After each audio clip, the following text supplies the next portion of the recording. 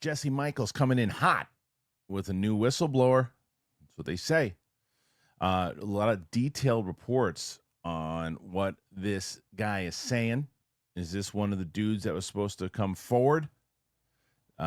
Thursday is what the word on the street is, that there's some big news happening on Thursday, I guess. It's interesting. I haven't talked to Peter in about 2 weeks, and we haven't really discussed all the crazy stuff that's been going on. We're going to break down some of the clips from Jesse's interview. We're going to discuss a bunch of other things that are going on at the moment, and that's it. So this is Down to Earth with me, Kristian Harloff, UAP Tuesday. Make sure that if you guys haven't already, hit that subscribe button, comment, do everything there that you got to do. It is the show. Here we go. Apple Podcasts, Spotify, anywhere podcasts are found. Let's get to it.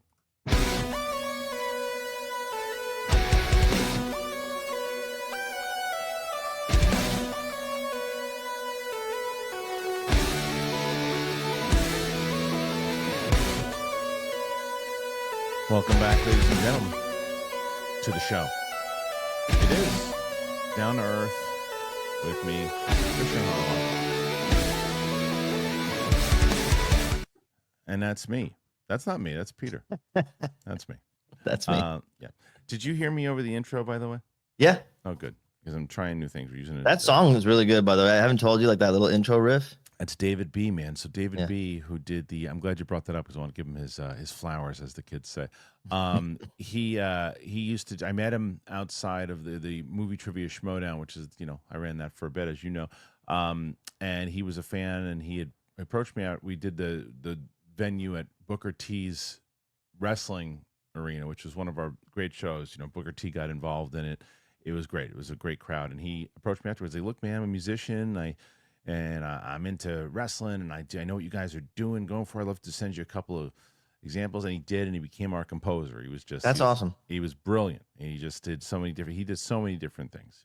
He's composed music for me, for my stuff, for my family, other things.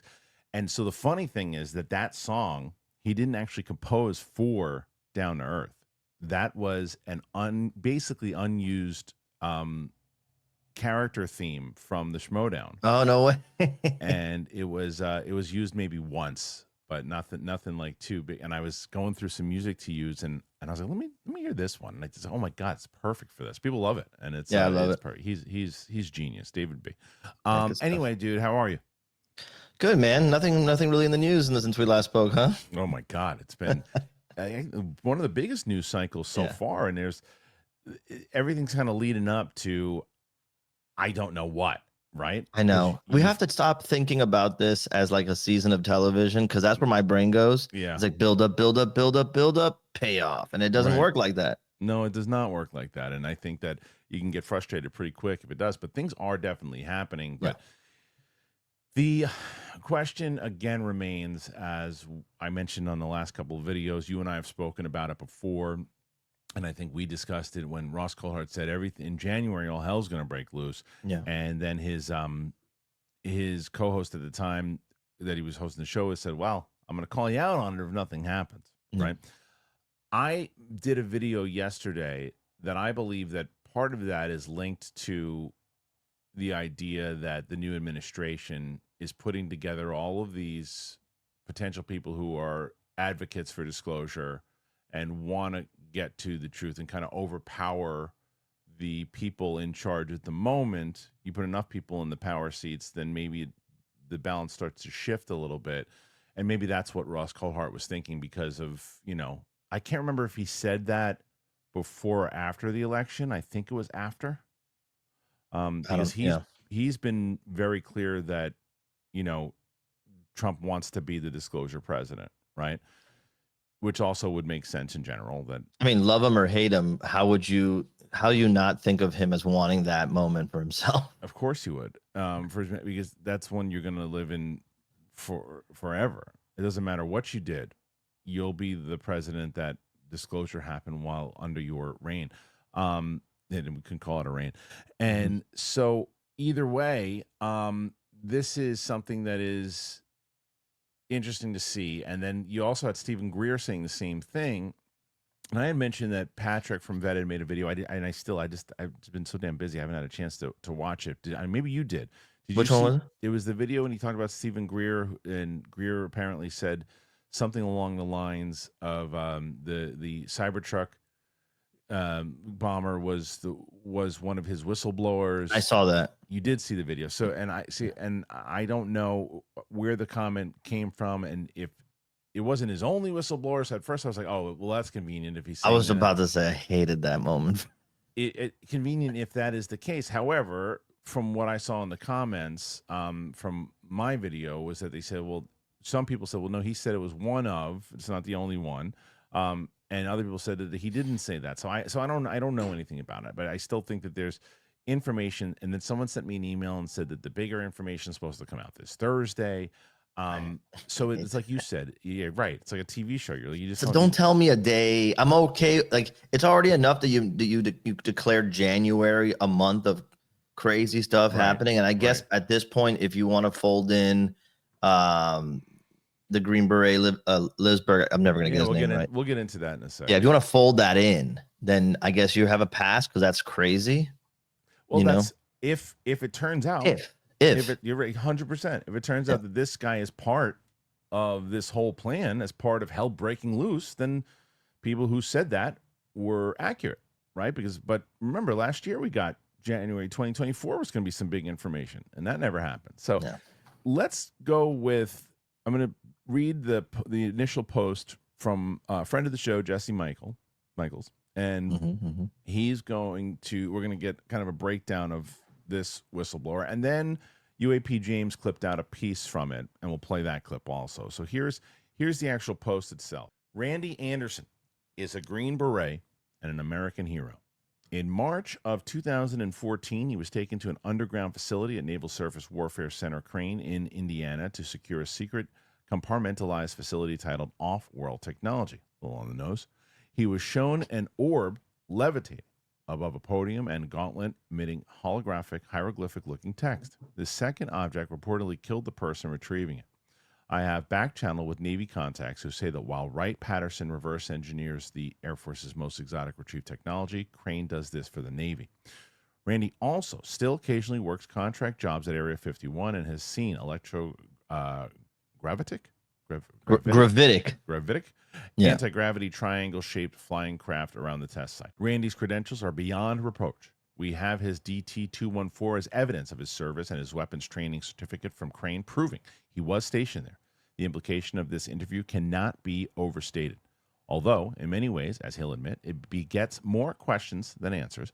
If anyone has had similar experiences or can add any insight on what Randy saw, please reach out to me or at UAB Gerb, who introduced me to Randy and is the best up-and-coming UFO researcher in the world right now. Go follow him. He's going to be releasing some mind-blowing information coming out.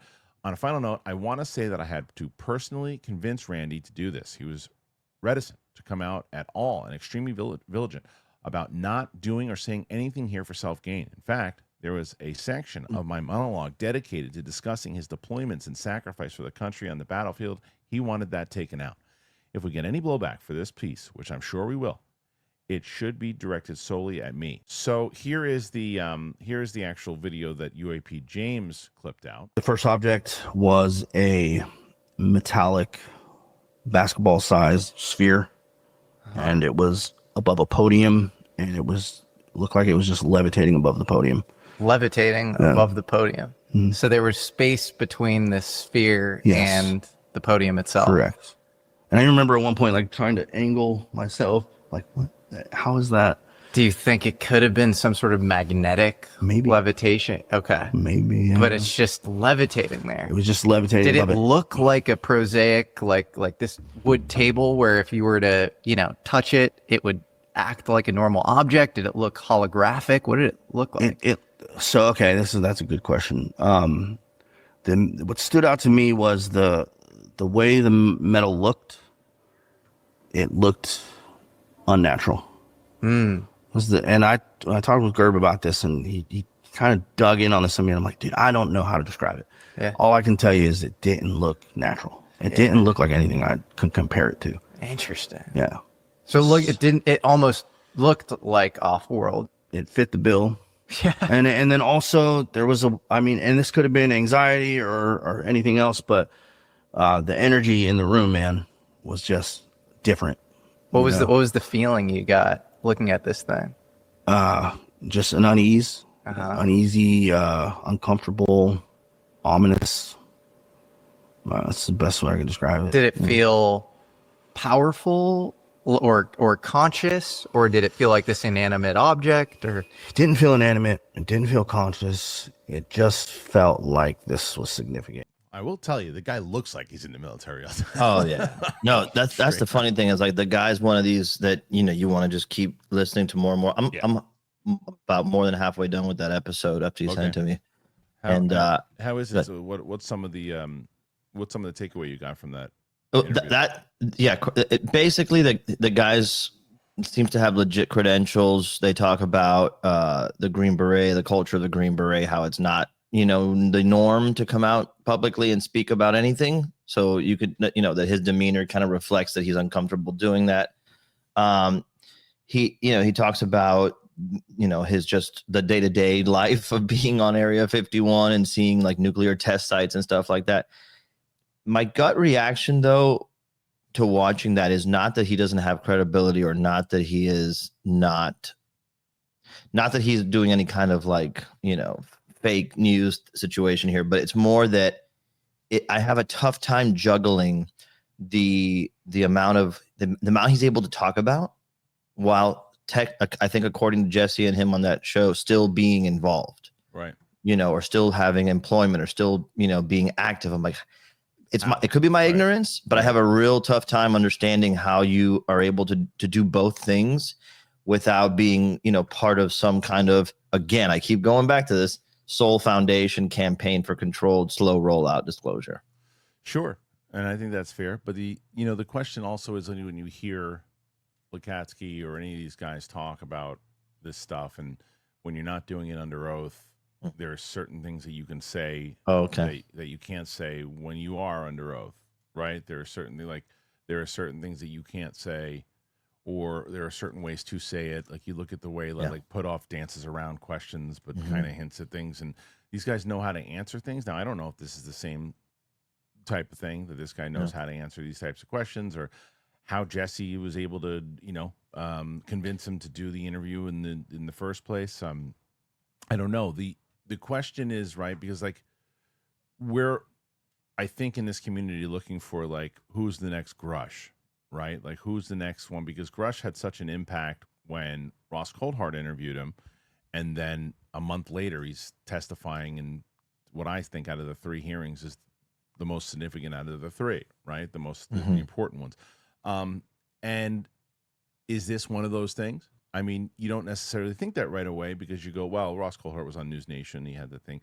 Jesse Michels is pretty damn. I mean, yeah, he's wearing a T-shirt and he's but he's the man, dude. And he's the man. And he's the man. It's like you can't. He's set up in such a way, and I don't even think this is like intentional, but it's kind of like you can't say or do anything to knock him. He's just going about this. Even his intro to the video is about the nature of reality. Is the point of all this, right? He's a very smart dude. He's a very smart. He's doing it right.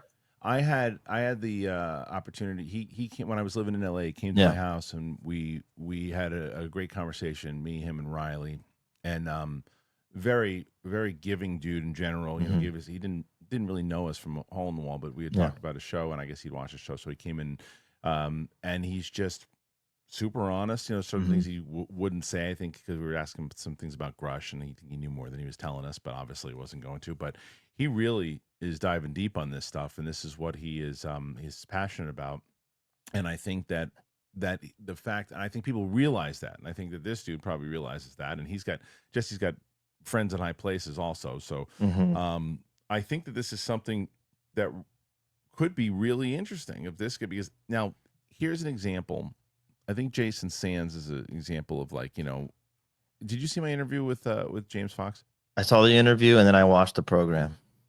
Okay, so I asked James Fox about Sands, and I asked him if he was upset that Sands debuted his story on Twitter Spaces, And to James Fox's credit, he took the brunt of that, and he said it was my fault because I basically outed him by recording some interview, and in the background I had his name on there, and people knew he was there, and he started getting things about it. So he jumped first. That doesn't discredit him from. It's just, and that makes more sense to me now. No, actually, to me, it gave Sands a little bit more credibility, because I can imagine being in that situation, that little piece of data comes out and now you're going to get bombarded. Yeah. And then, so at this point, you're going to feel like I got to come out and just maybe say something to protect myself. There's that edict when it comes to having secret information, just say it. So there's no point of taking you out anymore. Yeah. And he thought that, that he would basically get introduced to the world through that documentary first, which would have been, I think, a good thing for him. And then his back was against the wall. He did that. Still, it happened the way it happened. So I think, but you doing it this way, where you're going on this show, you're going on with Jesse, you decide to introduce yourself to the community, the world, doing it this way. I think it does bring a little bit more validity that way, right? Too. And his claims, I don't think, are as wild as Jason Sands also. And I'm not discrediting Sands, just there's some wild stuff that he was talking about. What this dude's talking about, Randy Anderson, is that seeing this is stuff that we've heard before, right? We've heard from other people who have said that they've seen these crafts, the kind of anti-gravity thing, it's floating. And I liked his answer when Jesse's like, well, could it have been magnetic? Is maybe, I don't know. He's like, he didn't definitively say, no, it wasn't, because he doesn't know. He just said, this is what I saw.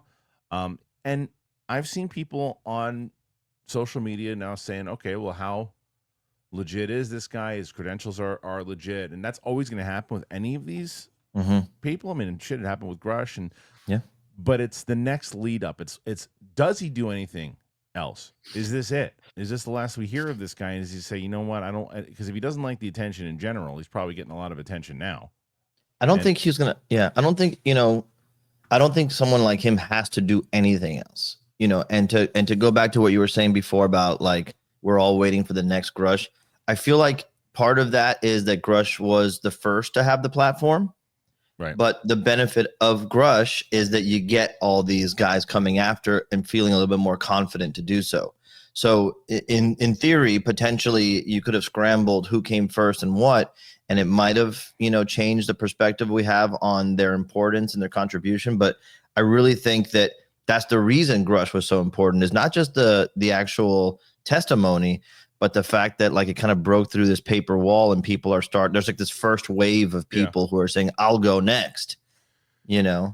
And it doesn't seem like this guy was that type of willingness. It seemed like, had to be kind of convinced in order to do it. Yeah. After. And I think that there's the question is, again, these are all fascinating stories, and whether or not it is on a valid show like Jesse Michels or not, the question is when are we going to hear this type of stuff under oath?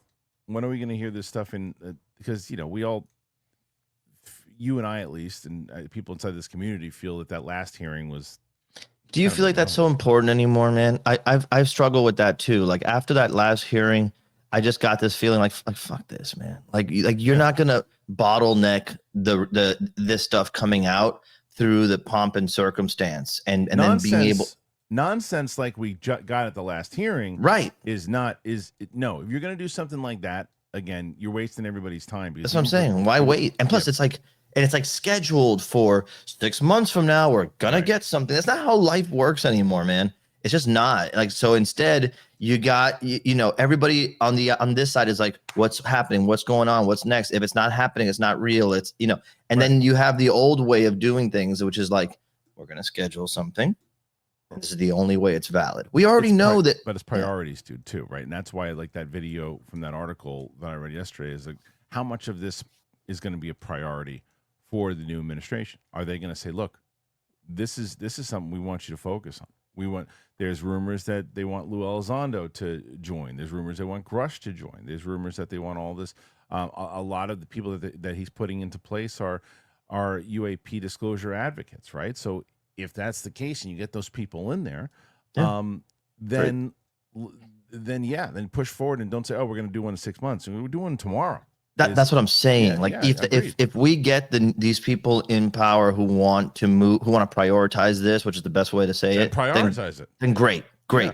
But what I'm saying is either if the people don't get put in, or it's not a priority because let's say something crazy happens, globally, global geopolitically, whatever, fine. But the point is, people like you, Jesse, anybody online talking about this stuff every day, it'll just keep moving, man. It'll keep moving until it's a groundswell like any other civil rights movement in history, which is like the people started. But I do think that there is something, and I know, and I get pushback for it, and I get it, because traditional media is so frustrating and so corrupt in general. But it doesn't take away from the fact that they are part of the I don't want to, yeah, I guess brainwashing wave, but they're also part. They are the ones people, like the normal people that are just walking around every day. They normalize things. Yeah, they turn on TV, like, because the reason I said this, the reason that most people knew about the drones is because the mass media was covering it. And that's but also the mass media, because, and by the way, this is not like a throwing stones. They're covering like this giant fishnet story, like everything is a drone now. It's like, and meanwhile, people who are interested in it, where are they going to go? They're going to wait for the next story on ABC. No, they're going to go online. They're going to find credible people and take it from there. Exactly. But that's why I think that if you're going to do another nonsense hearing in the same way that this last nonsense hearing that they had, it wasn't covered at all. The Grush one was covered by the mainstream media, and the reason why is because the more, yes, you're going to, because I push back with Steve Bassett, who says this, and I talked to him when I asked him on when I had him in studio, and then I heard him say it again. He's like, people say the mainstream media isn't covering it. That's not true. It's very true. Yeah, there's articles about it online. There's NBC articles about it online, but it's not the main story. When you turn, you would think it, exactly. Yeah, when you turn on the news, it's got to be one of the 4 main stories that they're talking about. It's got to be like, oh, and today there was a hearing that basically said reverse engineering programs for technology, and Chuck Schumer used the words NHI, which means non-human intelligence. It should be a damn national story that wasn't ever brought up in the mainstream. I don't care if it was on NBC.com. Who gives a shit?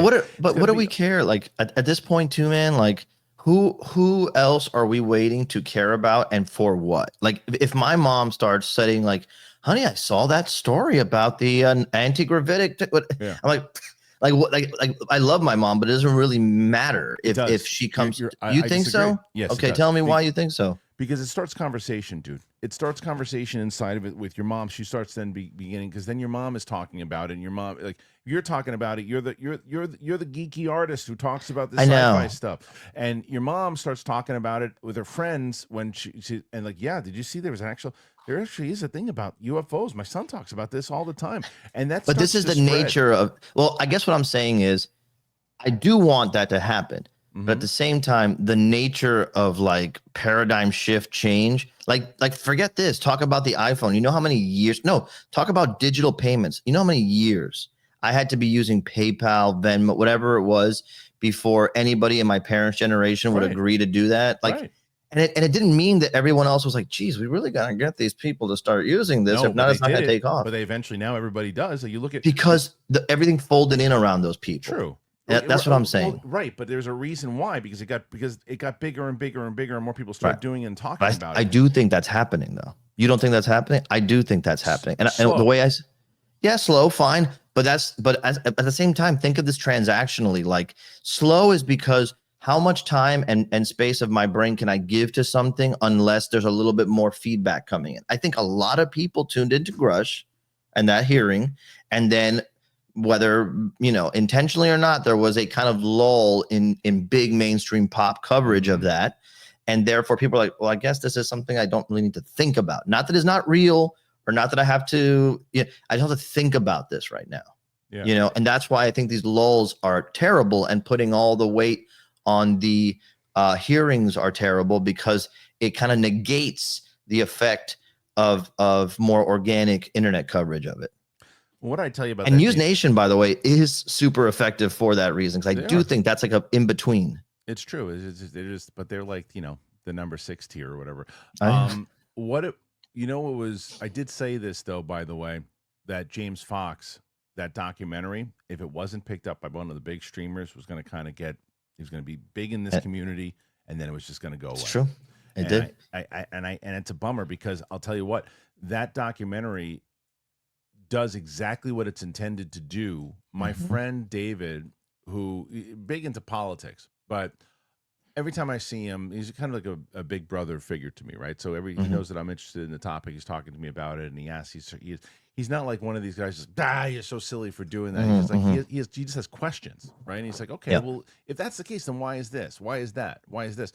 And then he had asked a couple things about it recently, and it's a couple months ago, and I said, you should really watch the program. I think it's a good way to see the stuff that I'm talking about, not just whether or not aliens are running around. Is more about the military and everything else about it. He's like, well, let me take a look at it. And he wrote it, and he said he's like, it was a pretty damn convincing documentary, and and his brain kind of shifted a little bit on it, right? Now imagine if that was on Netflix, and you didn't have to like rent it or buy it or whatever it was. It's like, that's the fact that nobody picked it up. It's also concerning. But dude, at the same time, what's the documentary that you always attribute to getting you more keyed in on the topic? Yeah, they got part 2 of that coming out. Did you know that? No, I didn't. That's exciting. Yeah, but where was that? That was on National Geographic. Yeah, Disney Plus. You could watch it, right? And then there was another really good one on Netflix. I think it was the J.J. Abrams or Spielberg produced, whatever it was. Those are awesome documentaries on mainstream platforms, and still, I don't know if it's going to be enough. Because you still have to seek that out. I know. Yes, I know. But I think that it's also a matter of what it needs to be is like, and I mentioned. Joe Rogan talks about this shit every fucking month, and that is the biggest platform. And I think that he's done a lot to get the word out there and get people, because he doesn't just talk about it in like a woo woo way. No, he brings in people. All over the community to talk about it. So I think that more, and so that is fair though. He's about as mainstream media right now as you get. It is mainstream now. He really is. His interview his interviews are credited for potentially shaping the election, right? So you're not wrong that him talking about that's big. That's big. And his take on it, by the way, I think is reflective of how much he knows the influence he has, which is, I believe that if you get that guy behind closed doors, she's gonna be like, bro, I think it's this, and this, and he's all in on it. But on camera, he's kind of being more measured. He gives a balance if you wanted to. He's like, because he does ask, like, well, couldn't he said the things that you say sometimes, right? Which is like, couldn't this potentially be someone just trying to get misinformation out there? Couldn't this be something like, he doesn't just say this is exactly what it is. But I think I think that it's great that he talks about it, because I think that you're expecting him to talk about it the same way you're expecting him to talk about the UFC, right? Right. Other people need to talk about it that you're not expecting to talk about it.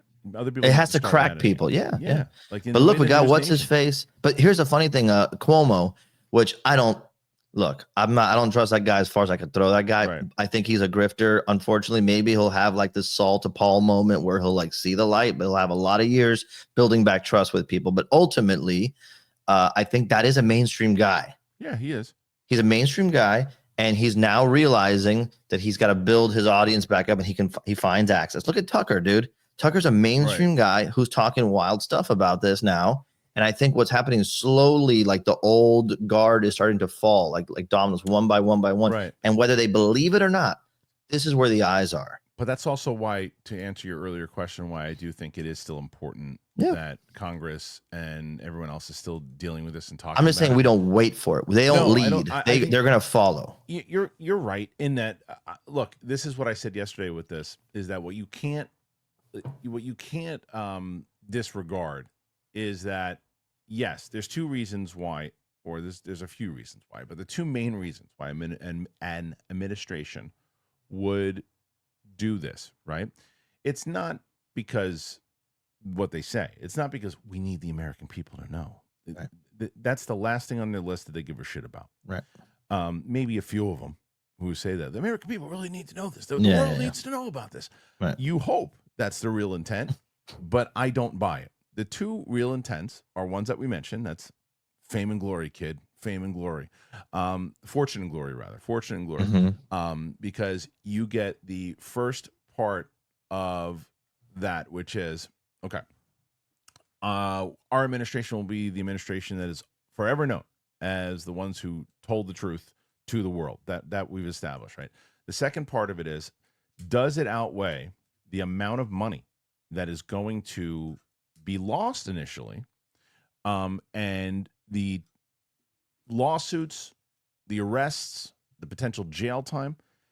Does the counterbalance of that, of what could happen, could it profit you? That is a huge thing, because you get, all right, here we go. We've got all these lawsuits and all these different, here's a company that's going to sue that company because they could have gotten a contract in this reverse engineering. They were never told about it, so it was monopolized. So they're suing that person, they're suing that person. We found out that that person had so much information and held back so much information that they're going to go to jail. Now, the president could pardon them and say, look, because of the information that they're giving us, we're going to let them go. That's one way to fix that if they wanted to do it. If, let's say they say, yes, you know what, non-human intelligence is here, has been here forever, stocks are going to go whoosh, right down the shit higher. However, the question is, yes, it went down the shitter, but now look at this technology that we have that's going to change the world forever. We've got to drop on that first before any other country does. We're going to use this technology that we've been studying forever to help your vehicles, to change the environment, to do all this. Stocks, but the question is, when? Yeah, When does it's the that same, dude? It's the same thing with like marijuana legalization. Yeah. Like how long that's taken in certain states and why?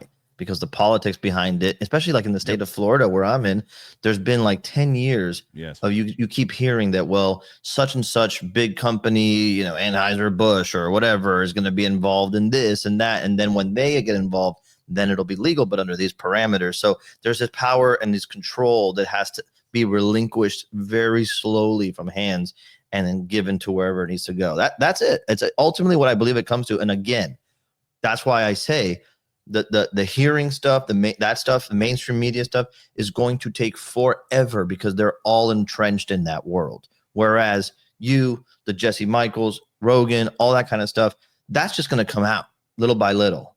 And that's going to be by hook or by crook, but this information is going to come out little by little. And I think maybe there's a faction of people who are waiting for this administration to come in and say, hey, you guys are open to this.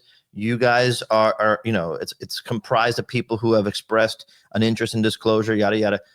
Here's our chance to talk about how you guys want to do this, but we're going to do this.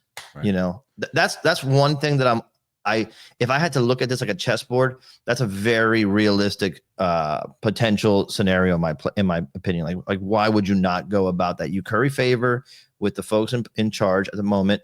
You do it alongside them, again, like the Seoul Conference chart says. And then again, if this administration stonewalls or this administration deprioritizes, I do think you're going to see another rush of stuff coming out on the outside. What do you guys make of all this?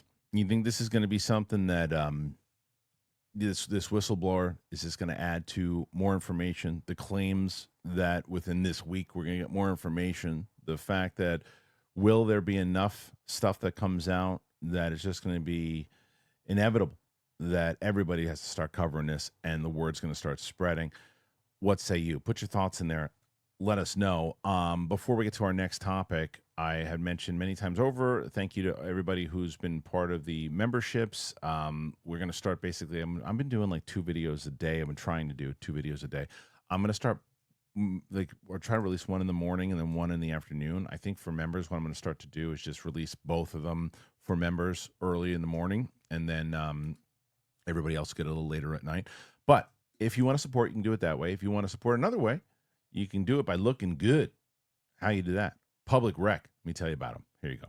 Don't BS me. You know as well as I do, wearing nice pants stinks. Who came up with the plan and said, hey, let's get some uncomfortable fabrics, squeezing your family jewels, and that is how you're going to look sharp. I'm going to give you an early holiday gift, and this is from me to you. The days are over. Public Rec's Daymaker pants, they're here to make sure you stay comfy and classy this season. They feel like your favorite sweats, but they're tailored pants. Super stretchy with an elastic waistband so you can rock them anywhere. Doesn't matter. You're going to work, you're going to hang out with your friends, they got you covered. Give the gift of comfort to someone that you love this season with Public Rec's Daymaker pants. And for a limited time only, you can get 20% off your entire order. You got to use that code DTE at publicrec.com. That is 20% off when you use that code DTE at publicrec.com. This morning, I was looking in the mirror. I go, these look damn good. I look slick. Anyway, go there, check it out, and you'll thank me later. All right, thank you to our friends over at Public Rec. As I mentioned to you guys, make sure that you get yourself something nice. I'm telling you, I love Public Rec. It's so comfortable. You're going to dig it. All right, man. So, Peter, we had, right before we went to the break there, you had mentioned you were talking about how a lot of these kind of mainstream reporters are talking about it now, whether it's Cuomo, and then you mentioned Tucker Carlson. Well, there's more conversation from Tucker, and he was talking about the drones, which we haven't really talked about too much since the last time you were on the show. But let's hear what Tucker had to say about these things, and then we'll talk about his comments. An intel person told me that this person believed that they were in fact Chinese, and that a Chinese satellite went down, was visible to the naked eye. There were news stories about it. It evaporated, it burned up, and that this person told me that was taken down by the U.S. government. That was a command and control satellite for these drones. Oh, and the wow. belief Okay. was the Chinese government was sending the following message: we're moving on Taiwan and maybe other things. Wow. You can't Okay. do anything about it. Okay, so these comments. Do I believe that he was told this? Yes. Do I believe this? No. I'll tell you why. I don't believe anything when it comes to these drones. Yeah. I believe nothing. I have heard so many different things about this because the exact opposite is Ryan Graves saying, I've heard that it has nothing to do with foreign adversaries. As nothing, like, who do you believe? Well, I told you what I was told, right? I don't know if I said it on another call or another But yeah, episode. but you said what a lot of, and I think, and correct me if I'm wrong, but you said what I heard from a lot of different people, that it was indeed looking for nukes or whatever. Looking it was, for nukes and then realizing that we're being observed while we're looking for nukes. So it's two things. That's what I was told right? by someone I know and whatever. I almost feel like this is intentional. Like I do too. There's so Chaos. much chaos. Like there's no, and Burchett said it. I had a story about this the other day. Is that nobody's even talking about this anymore? The drones didn't go away. I know. They're still there. There's nobody's talking about it anymore. That goes back to our previous conversation about why the mainstream media thing is so important, because when mainstream media was covering, I mean, shit, man, even Saturday Night Live did a thing on it, right? Everybody was talking about it. I was getting texts from a whole bunch of people. Now the mainstream media isn't covering it anymore, and no one's talking about it anymore. It's out of the conversation, and none of the public is even thinking about the drones anymore. That's why my previous point of it. That's why it's so important. Yeah, part of I get look, I get you're saying. I'm not saying it's not important. Not to belabor it, but I get what you're saying. Part of me likes. I don't know who brought this theory up, man. I watched so much stuff, and I don't know. I can't what to ascribe to who, but the idea that this is like to test how people would react to having constant surveillance, whether it's us being surveilled in this advanced CCTV situation with cameras overhead all the time, which, in wake of the fires and arsonists and all that, you can imagine someone making a case for that. Or it's getting the population acclimated to having NHI hovering above, both of those are just, I guess, as valid as every single other theory. But I agree with you. Like, I think whatever it is, if you don't want people to know what it is, don't pretend it's not there. Just shoot say out a bunch of different shit. Exactly. Yeah. And hey, you know what? You tell this person this. You tell this person that. You tell that person this. And we'll see what travels where. And there's a million different things over. It's like, I heard this. Like if I had $1 for every single person, I was like, oh, my source tells me that it was flying overhead and they were looking for ice cream cones. That's what they said. That's what I have a high level military guys. This is, they were not only looking for ice cream, they were building ice cream cones out of the ocean.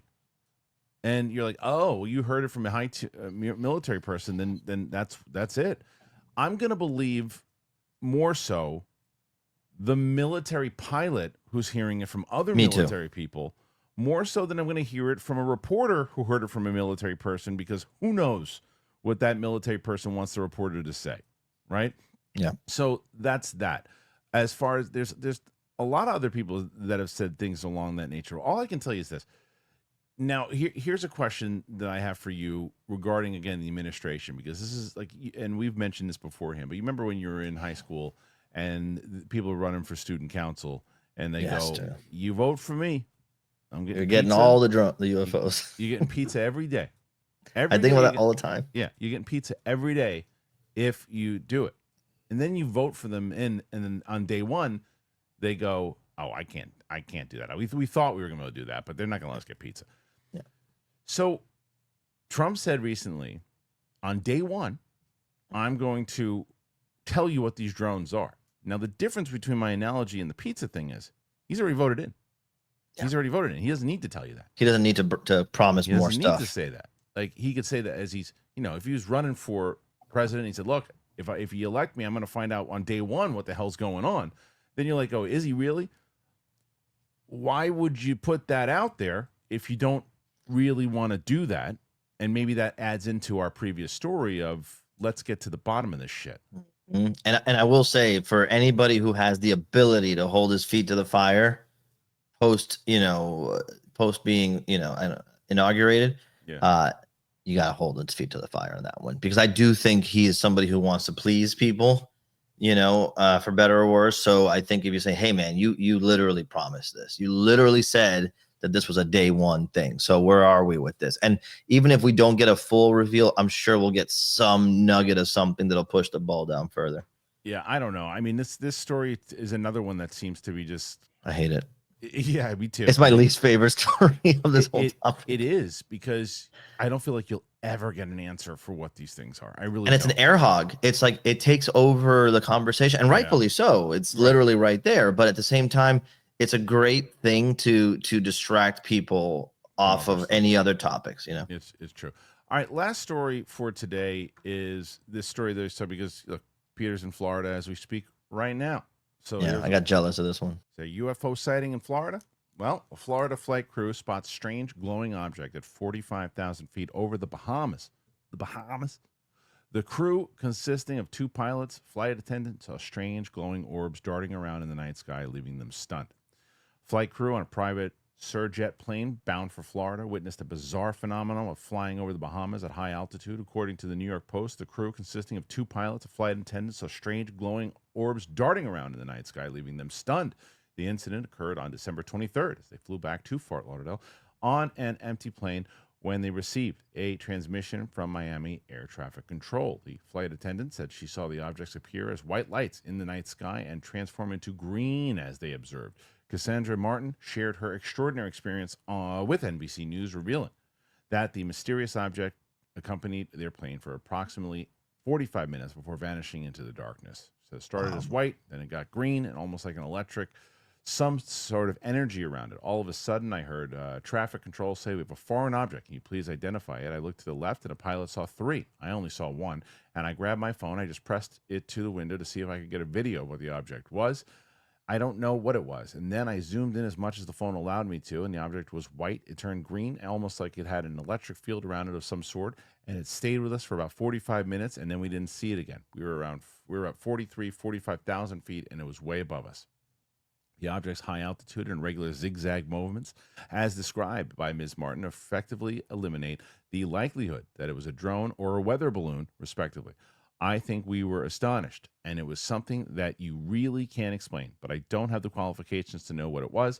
Was it eerie? Yes, because again, we were pretty high up, and whatever we saw was even higher than us and had the capabilities to zigzag, change color, and that was a little daunting, to say the least, Miss Martin explained. Okay, so you know what the positive is here on this one, I think, Peter, is the fact that these are pilots now that are a little more, they're not as freaked out to talk about this. It's not as taboo anymore. There's more people that are having conversations about it. I think Ryan Graves and other people were instrumental in letting pilots be able to talk about this, because this is not the first time that this has happened over the last 70 years. This might be the thousands of times that this has happened, but the fact that it is happening and that there's more and more information on these things, and I want to see the people who are going to say, well, it was a weather balloon.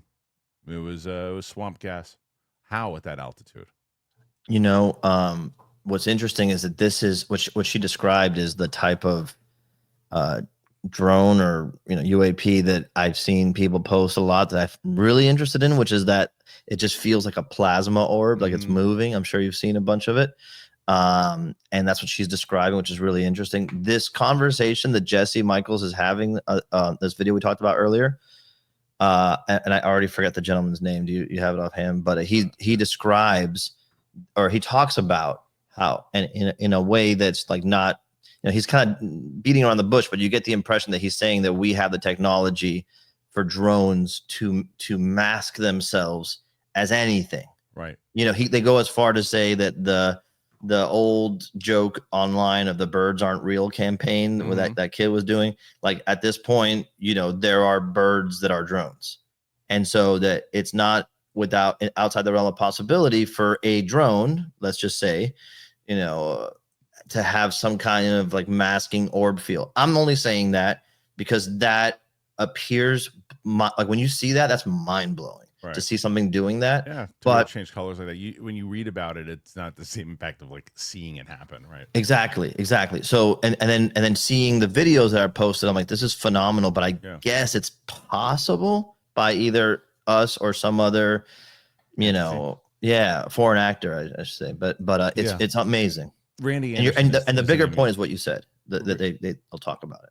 Yeah, Randy Anderson is the name of the guy. He Randy talked about the energy and the stuff that how it was like daunting the same way that this woman talked about. So I mean, this is the type of stuff that I hope does come to light. No pun intended here. So that's.